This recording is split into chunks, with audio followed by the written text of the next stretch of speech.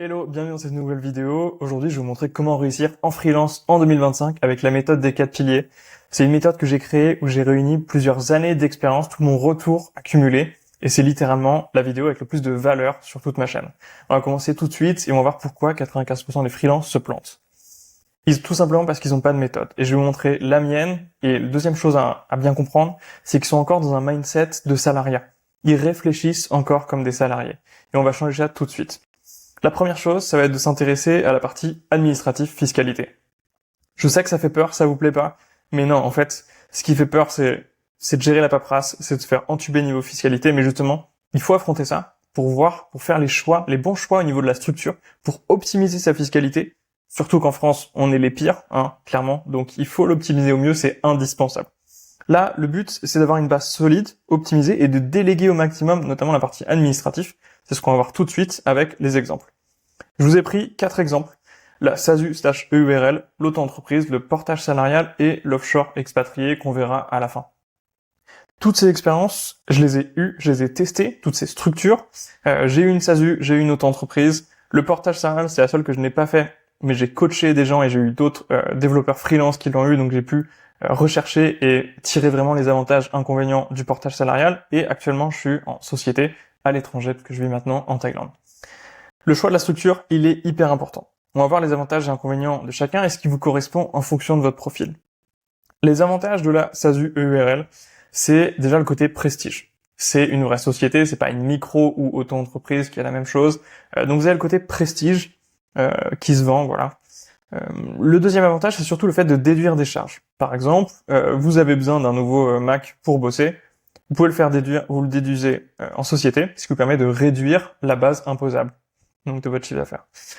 Il y a des optimisations possibles, qui sont quand même assez légères. C'est surtout le choix de si on se verse du salaire ou des dividendes et choisir un peu la répartition, et on peut essayer d'optimiser au mieux. Mais si on est honnête, dans les deux cas, on se fait quand même bien avoir et on est beaucoup imposé pour rester poli. Les inconvénients, vous avez besoin d'un capital social, c'est souvent 1000 € qu'on met, à peu près c'est la norme. C'est juste du capital qu'on met et qui est bloqué jusqu'à la fin, en fait, jusqu'à temps que vous fermez, vous allez clôturer votre SASU. La comptabilité plus l'expert comptable qui est obligatoire dans le cas d'une SASU-EURL, ce qui va vous coûter environ 3000 € par an. Donc déjà, dès le départ, vous avez 4000 € qui partent pour la première année. Ça, tu vois, c'est un gros inconvénient. Deuxième chose, l'administratif qui est ultra lourd. Vous avez des bilans en fin d'année, vous avez de la paperasse, c'est un enfer. Ça vous prend la tête. Et l'imposition qui, je suis pas rentré dans les détails, mais pour vous donner une moyenne, qui est entre 50 à 55% d'imposition. Donc ça veut dire que vous allez donner à l'État plus de la moitié de ce que vous allez générer. C'est énorme, vraiment c'est énorme, on fait pas pire qu'en France. Donc ça, il y a quand même beaucoup d'inconvénients, mais j'ai eu une SASU, je l'ai fermée, je suis bien content. L'auto-entreprise, il y a plusieurs avantages, et c'est dans 99% des cas, c'est la structure que je vais vous conseiller. La première, c'est la simplicité administrative. Quand vous venez du monde du salariat, vous voulez vous lancer en freelance, c'est hyper simple. Vous, tous les mois ou tous les trimestres, vous rentrez votre chiffre d'affaires, il y a les charges sociales à payer, ça se fait, le calcul est automatique, et c'est tout. Vous allez sur une page en ligne, ça prend 5 minutes, vous payez ce que vous devez, point barre. C'est beaucoup plus simple, et vous n'avez pas besoin d'un comptable, ça vous coûte beaucoup moins d'argent. Deuxième avantage, vous avez une franchise de TVA. Qu'est-ce que ça veut dire la franchise de TVA? C'est qu'en dessous d'un certain seuil, qui est d'à peu près 36 000 €, vous n'avez pas besoin de déclarer la TVA. Tout simplement, vous ne vous en occupez pas. Vous faites votre facture, qui est hors taxe, hors TVA. Tout simplement. Ensuite, il y a des astuces pour déplacer le plafond. Ça, voilà, je prends une petite parenthèse. Un des inconvénients de l'auto-entreprise, c'est d'avoir un plafond de chiffre d'affaires qui est de 77 700 € au jour où je tourne la vidéo en 2025. Maintenant, il y a plusieurs astuces pour dépasser le plafond, soit 1 an sur 2, soit 2 années d'affilée. Donc ça, c'est voilà, un inconvénient qui peut sauter. Gros avantage de l'auto-entreprise en France, c'est la structure, la société qui vous permet de payer le moins d'impôts. Entre 15 à 30% en fonction des aides que vous allez pouvoir bénéficier. Je parle vraiment dans le cas d'un développeur freelance. Va y avoir d'autres structures, mais auto-entreprise pour un freelance, c'est vraiment ce qu'il y a de mieux. L'inconvénient, on a vu, c'est le plafond, mais il y a des astuces pour le dépasser. Et deuxième chose, c'est qu'on peut pas déduire de charges sur l'auto-entreprise. Le portage salarial, enfin, c'est ce qui va ressembler le plus au modèle salarial. En gros, qu'est-ce que c'est le portage salarial? C'est tout simplement une société de portage qui va encaisser ton TGM et qui te reverse un salaire. En gros, c'est un intermédiaire entre ton client et toi. Lui, il te facture en TGM, en échange, il te verse un salaire et il prend sa com. Ça te permet de garder le statut de salarié avec tous ses avantages. Si tu as un peu peur de prendre des risques, d'ouvrir une société, c'est une option. L'inconvénient, c'est que la société de portage, elle prend entre 5 à 15% de frais de gestion. C'est souvent 5-10%. J'ai vu des sociétés qui prenaient jusqu'à 15%. Et ensuite, derrière, l'imposition, c'est un peu similaire à une SASU ou une URL. T'es quand même une imposition totale à 55%. Donc, tu prends quand même beaucoup d'imposition dans la gueule. Une autre option, je vais aller très vite là-dessus parce que ça va concerner ceux qui commencent à vouloir s'expatrier, qui veulent commencer à sortir de France et qui ont déjà peut-être du vécu en tant que freelance ou même solopreneur. Je fais une rapide parenthèse. Moi, c'est la société offshore dans le cadre d'un expatrié. C'est mon cas actuellement parce que je suis expatrié en Thaïlande. Société offshore, déjà, tout simple, juste pour définir le mot, je sais que les gens comprennent pas ce que ça veut dire offshore. Offshore, c'est tout à fait légal. Offshore, ça veut simplement dire que la société est en dehors de votre pays de résidence. Si vous êtes en Belgique et que vous avez une société en Suisse, la société est dite offshore, tout simplement. Dans mon cas, les avantages, c'est que je peux déduire quasiment toutes les charges. J'ai des versements de dividendes qui sont illimités, en comparaison par exemple à la SASU EURL en France où vous versez des dividendes une seule fois par an à la fin de l'année. Moi, j'en verse autant de fois que je veux, 2 fois par jour si je veux.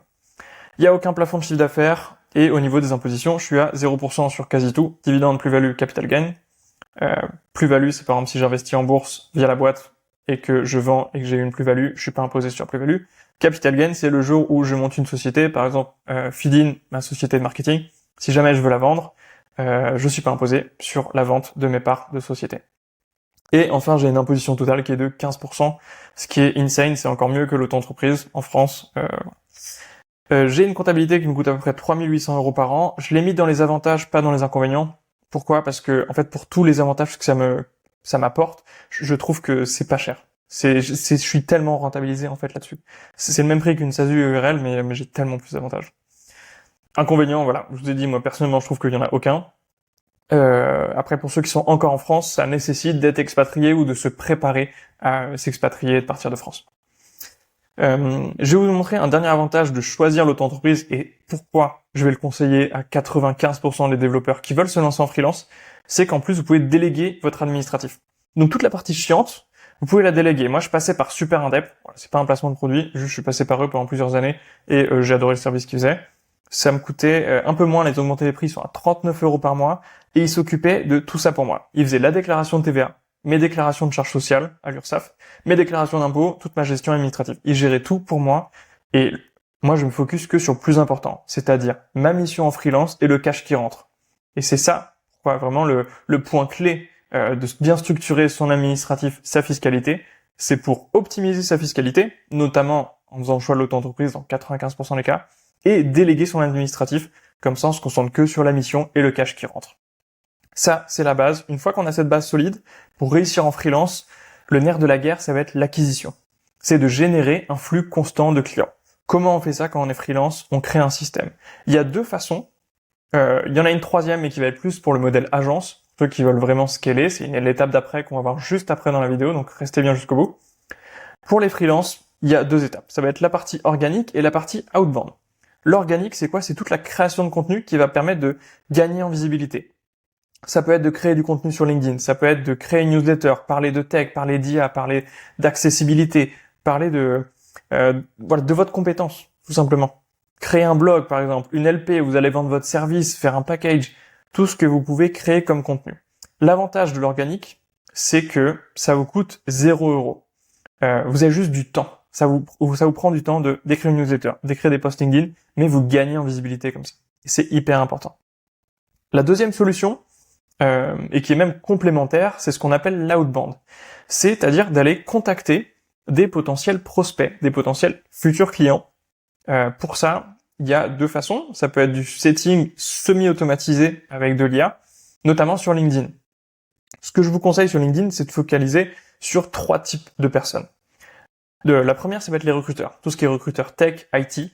Oui, quand ils vont vous placer, ils vont vous prendre un cut sur votre TGM, mais en attendant, ils ont accès à des clients, ils ont des missions, sous le coude, et ça peut vraiment vous faciliter, notamment pour décrocher votre première mission. Donc contactez les recruteurs. Ça peut être du setting quand je dis semi-automatisé, c'est notamment par exemple le message d'accroche, le premier message qui va être automatique, et ensuite le setting pour qu'il soit bien fait, il doit être fait à la main, passez-y du temps, mettez-vous un objectif, tout simple, par exemple, contactez 10 personnes tous les jours, 5 jours sur 7, du lundi au vendredi, 10 personnes, ça en fait 50 par semaine, à la fin du mois vous avez contacté 200 prospects.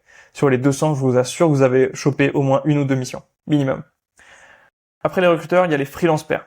Tout simplement les développeurs qui sont aussi freelance, pour essayer de contacter, de savoir dans quelle entreprise il y a des missions, où est-ce qu'ils ont bossé, etc. Avoir des retours avoir un peu des insights dans les boîtes dans lesquelles ils bossent. Et enfin, ça va être les CEO, CTO. Pourquoi? Parce que c'est les décisionnaires. C'est eux qui ont besoin, ils savent qu'il y a un nouveau projet, ils savent qu'ils ont besoin de recruter. Et donc, c'est eux qui sont les décisionnaires. Vous devez les contacter. Ensuite, il y a la partie aussi cold call. Donc ça va être pour ceux qui sont les plus courageux, parce qu'il faut décrocher le téléphone et appeler directement à froid, ce qu'on appelle cold call. Appeler soit, pour le coup, je vous ai mis deux typologies, des agences. Ça peut être une agence web qui a des besoins ponctuels et qui a un besoin de freelance, de la maintenance, par exemple, et les startups. Les startups, vous pouvez proposer un besoin ici pour les startups. Enfin, il y a la dernière partie, c'est la partie négociation et évolution. Ici, c'est le 3 et 4e pilier de la méthode, c'est de passer de la survie à la croissance. C'est-à-dire qu'on augmente son chiffre d'affaires, voire même on multiplie ses sources de revenus. Pour augmenter son chiffre d'affaires, on peut notamment bosser sur la négociation. Donc il y a deux choses qu'on va essayer de négocier, ça va être soit des meilleures conditions de travail, du remote, du full remote, bosser 4 jours sur 5, ou alors essayer d'augmenter son TJM. Il y a plusieurs techniques que j'enseigne dans la passerelle, je vais vous présenter juste après, qui est ma formation où j'aide les développeurs salariés à réussir en freelance, même les freelances à scaler pour multiplier leurs sources de revenus. La partie évolution, c'est vraiment la dernière étape, c'est pour les freelances qui sont déjà en mission, qui sont bloqués à un palier de 10 000 euros de chiffre d'affaires et qui veulent faire plus chaque mois. Ici, je vais vous présenter tout ce que j'ai fait depuis ces dernières années.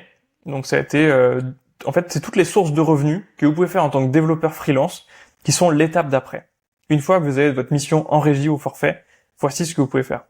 La première, ça va être du coaching, du consulting sur une spécialité, sur une compétence. Moi, j'ai vendu du coaching jusqu'à 247 euros de l'heure. Ça a été sur de la fiscalité, par exemple, à l'étranger, vu que j'ai bossé en étant à Bali. Là, actuellement, je suis en Thaïlande. J'ai bossé en étant en Espagne, à Maurice.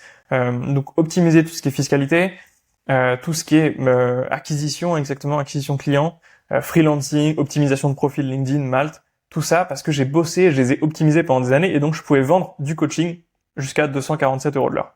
L'apport d'affaires, c'est quelque chose que vous pouvez faire en plus une fois que vous savez attirer des missions à vous. Et ça, c'est vraiment, ne sautez pas l'étape. C'est d'abord, avant, il y en a qui viennent me voir et me disent, ah, je veux faire l'apport d'affaires. Je leur demande, est-ce que tu as une mission? Non. D'abord, tu apprends à avoir une mission pour toi. Tu apprends même à en avoir trop. Et le surplus, tu vas le déléguer. Donc, il faut déjà avoir des bonnes bases en marketing et en acquisition. L'apport d'affaires, moi, pour vous donner un ordre d'idée, sur 2024, j'ai gagné 20 000 euros en plus de mes missions en régie. Ensuite, vous pouvez créer un SaaS. Je vous donnerai 2-3 clés. Une idée, c'est déjà de tester un MVP. Un MVP, c'est 2 semaines de dev maximum. Au bout de 2 semaines, vous devez tester le marché. Le plus important, c'est d'aller contacter les clients. Moi, j'ai fait mon premier SaaS qui s'appelle Mobile Challenges.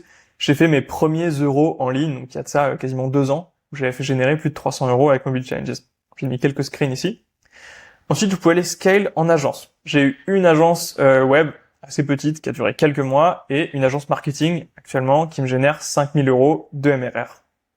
Ensuite, vous avez de l'affiliation.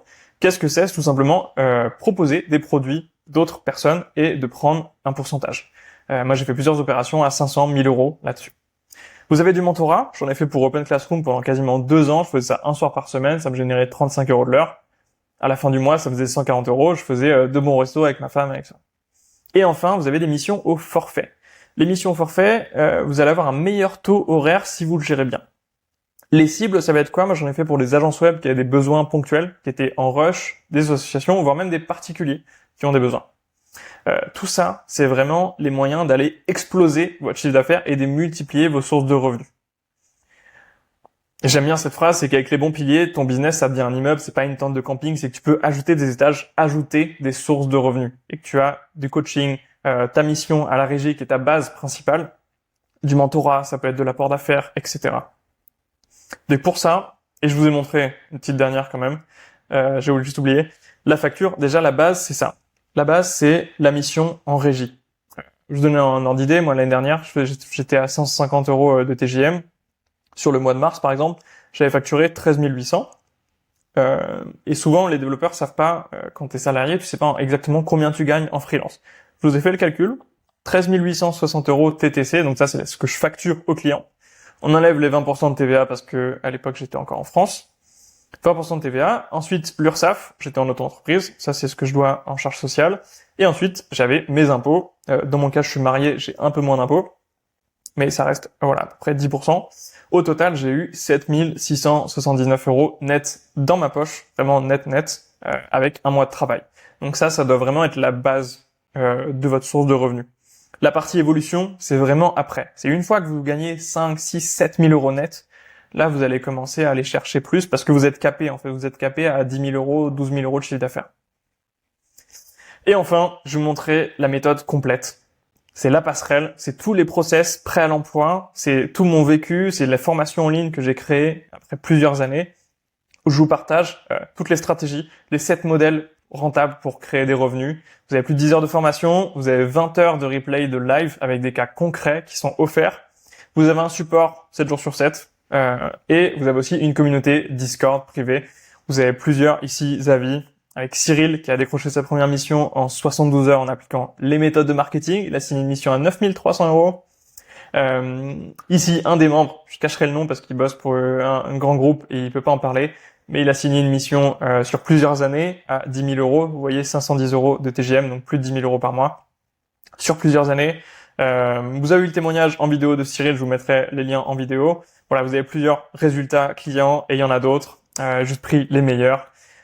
Pour passer à l'action, je vous mets la méthode dans la description de la passerelle. Je vous mets le lien et je vous dis à bientôt pour la prochaine vidéo. Ciao, ciao.